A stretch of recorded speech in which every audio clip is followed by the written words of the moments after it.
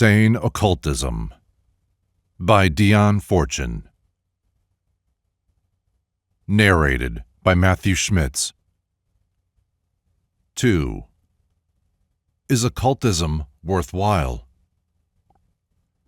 Whatever path in life a man may have chosen for himself or have forced upon him, there comes a time when he looks back and asks himself whether it has been worthwhile, when he looks ahead and asks himself whether it is right to go on, or had he better say, mea culpa, and trace his steps. The more sincere he is, the more faithful he is to the highest he knows, the oftener will come the heart-searching which is the highest tribute to truth, a tribute infinitely higher than belief or sacrifice. It has nothing in common with the wavering which is the product of a lack of stamina, nor the abandonment of principles which comes in the absence of real convictions.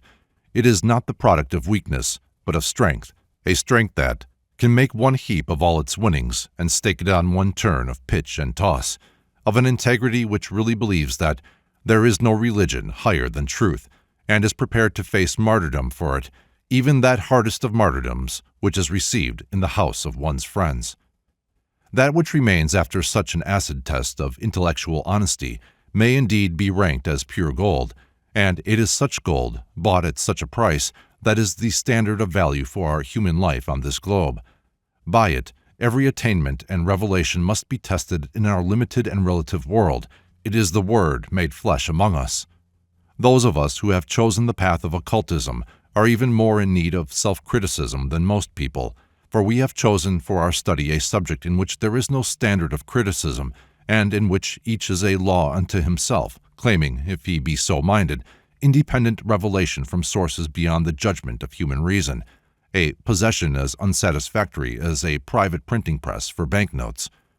We know that revelations, or more truly, realizations, come to human consciousness, just as we know that banknotes are legal tender, but we must never forget that revelations and banknotes further resemble each other in that they have no value unless they represent actualities. For a banknote to have value, it must be redeemable in gold at any moment. For a revelation to have value, it must be valid in a spiritual crisis. Self-questionings are like a trial balance which enables the banker to estimate his solvency. He does not wait for a run on the bank to prove whether his gold reserve is equal to his note issue. The revelations, the secret traditional wisdom that never gets tested by impartial criticism, the unknown powers, all the mystery and imaginings that constitute occult science, badly need such a periodical trial balance if they are to maintain any semblance of solvency. When we look back upon the history of occult science, the outlook is not encouraging. Why is it that occultism has produced such a crop of charlatans and few, if any, intellects of the first water? The grandeur of its theories ennobles human life and enables us to see our fate and acts in a perspective related to the cosmos. But is that glorious background interstellar space or painted canvas? There is only one test, to walk straight up to it and see whether the stones of the path are beneath one's feet, or if one has simply torn one's way into the sordid back premises of a theater. Speaking for myself, I essayed that experiment upon my first introduction to occult science. In brilliant colors, books, lectures, and personal talks depicted occult arts and astral phenomena and a cosmogony of the type of the elephant who stood upon a tortoise, and I saw at the first glance that I was dealing with painted cloth and put my foot through it to show my opinion of it. Then I used my knowledge of psychology to enable me to go behind the scenes and penetrate into the minds and motives of those who were staging the puppet show I had been invited to witness. I saw the wires that supported the fairies and the machine that enabled the god to appear at the critical moment, the manager with one eye on the box office, the author with a much-revised manuscript, the producer in consultation with the stage carpenter and limelight man, the actors trying to synthesize their egos and their parts. Then I penetrated deeper behind the scenes of the theater. I saw the different esoteric schools as dressing rooms in which the actors made up for their parts. I discovered the dirty and drafty stone stairway by which they entered the theater, and I descended it.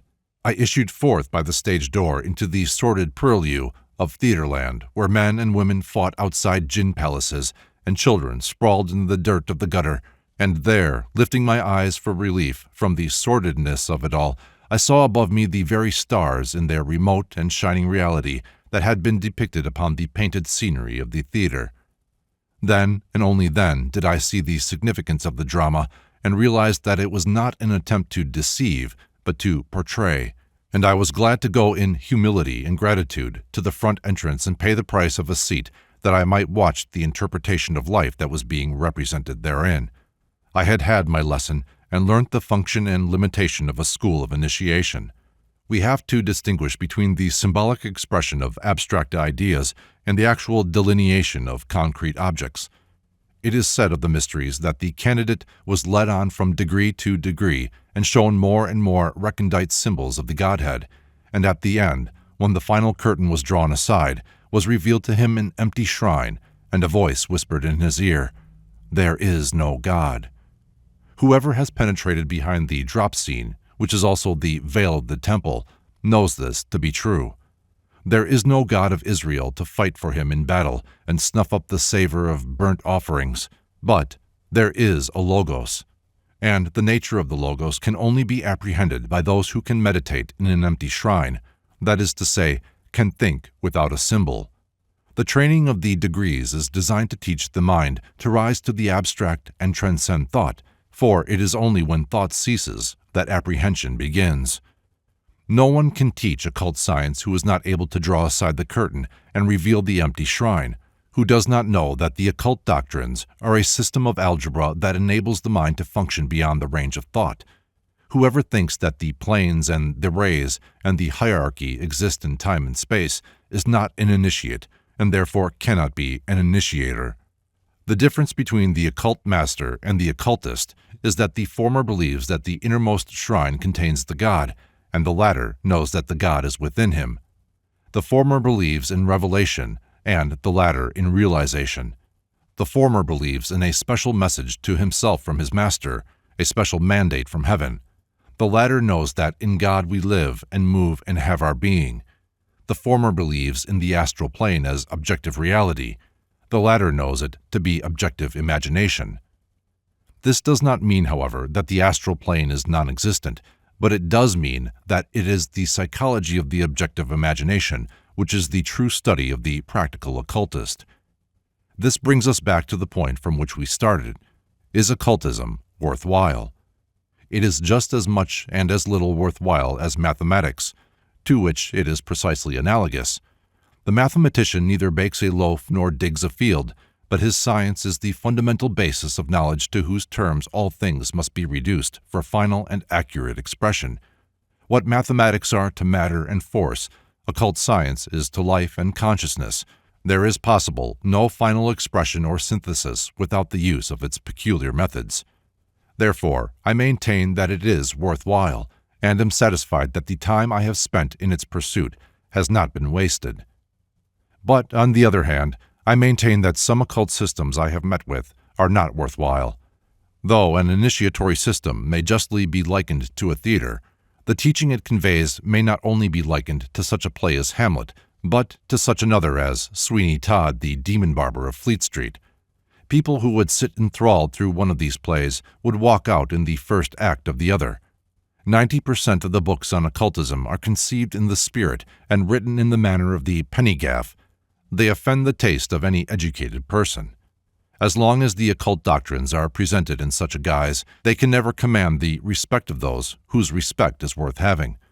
There must always, it is true, be milk for babes and strong meat for strong men. But there is no need to accept silliness for simplicity, or intellectual confusion for profound wisdom. Large chunks of unverified and unverifiable statements and a thick, treacly smear of sentimental humanitarianism are the mixture from which all too many esoteric books are compounded, and they make one ashamed to call oneself an occultist. Such a book as The Ancient Wisdom commands respect as a literary production even from those who do not accept its conclusions, but some of the utterances that have been given to the world in the name of occult science are simply in execrable taste and would disgrace a patent medicine. We must remember that the sacred science only exists on this plane in the consciousness of its students. Cosmic law and occult doctrine, as we know them, are only human conceptions of that which transcends any powers of direct perception, possessed by the incarnated ego, and can be no more than an approximation, an attempt to conceive with the aid of a symbol that which in itself is unthinkable. There is no royal road to initiation, but only the path worn by many wandering feet. Up this, we must struggle as best we may with for our guide none other than our highest realization, and if the light that is in us be darkness, how great is that darkness? An order or fraternity upon the physical plane is what we make it. The masters upon the astral planes are what we conceive them to be. It is only through human consciousness that spirit can work upon the plane of matter. The astral plane is simply thought into existence and thought out of existence by the composite imagination of the globe, and we are freed from its dominion when we realize its subjective manner. Occult science, rightly understood, teaches us to regard all things as states of consciousness, and then shows us how to gain control of consciousness subjectively, which control, once acquired, is soon reflected objectively. By means of this conscious control, we are able to manipulate the plane of the human mind. It is a power that is neither good nor evil in itself, but only as it is used.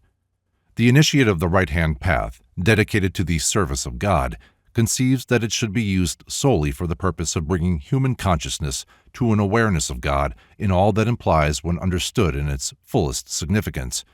He uses his knowledge of the mind to make it the instrument of the spirit, in contradistinction to the initiate of the left-hand path, who uses his knowledge of the mind to make it the servant of his passions.